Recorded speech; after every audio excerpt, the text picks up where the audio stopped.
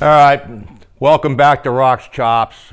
We're going to change the gears here a little bit, and I'll probably get off the beaten path sooner or later, and this might be this one right here. I don't know. Things have changed, I'm old school, 71 years old, been riding all my life. We've already heard that come out of my mouth, but things have definitely changed since the 60s and the 70s and the 80s, even the 90s.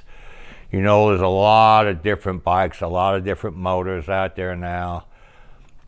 They're cramping down on loud pipes, and this and that. And I don't know, man, the whole world's changing, and so is Harley Davidson. Now, I don't want to run anything down, especially Harley Davidson, but anybody that goes for the hot wire, whatever they want to call that, electric Harley Davidson is not my thing. It's somebody else's thing. I get it, but things have just changed. It started with the pipes. It started even before then. It started with hit the button instead of kicking a bike over. Well, as I got older, it wasn't a bad deal. But I remember saying I'll never have a bike that I got to hit a button, turn a key on and hit a button, start the bike up. But that was a lie. I didn't know it at the time, but it was. So things have changed. Now the live wire Harley Davidson. But even before that, Harley went to water cooled. And I thought I would never, ever see the day that Harley Davidson went to a water-cooled bike, and they did, and it didn't stop anybody buying the bike, though. So people change with the times, but some of us just won't do it. So there's so much stuff out there that you can do to a motorcycle to go back to old school.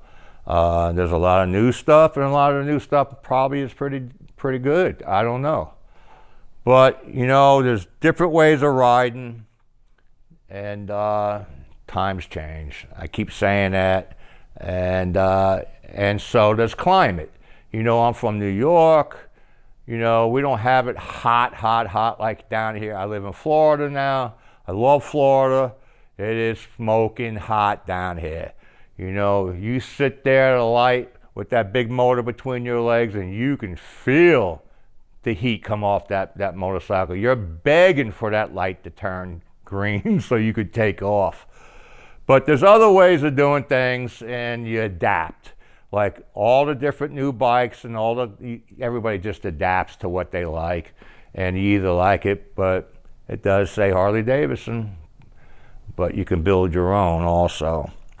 But what I found out down here with my friends who I ride with is that there's nothing worse than having your bike and you're all tricked out with your bike is shining, and then you run into rain because it rains constantly down here. So what we figured out was, and I'm sure it wasn't new for us, that we did it, was that we always rode towards blue sky. And what's cool about that is when you run out of blue sky and it starts getting cloudy, you look around and you find more blue sky and you go that way. So you're always running towards blue sky. You're not getting wet. Nobody wants to wear a rain suit.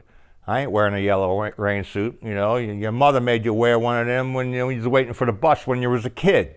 So you just ride towards the blue sky. And you'd be surprised where you end up and who you met along the way. And so it's a different way of riding here. It's a different way of riding up north in the cold. You got heated gear, heated jackets, heated gloves. I mean, you could literally ride all year round if you wanted to, unless it's like 40 feet of freaking snow. And then I suggest you move to Florida. We don't have that problem. But it's just a changing thing, and the motorcycles change. So just something to touch on.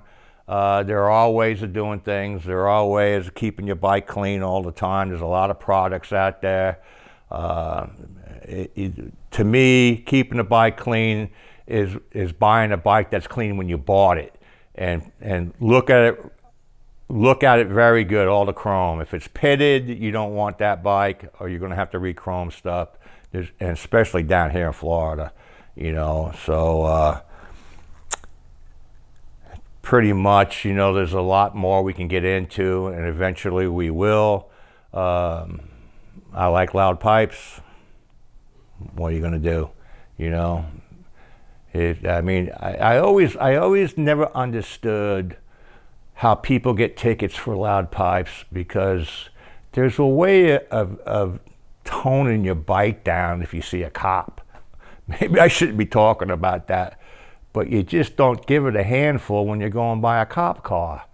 You just pull the clutch in a little bit and scoot right on by them until you don't see them anymore, and then you can get on it. I just never, it's like a seatbelt thing. How do you get a seatbelt ticket?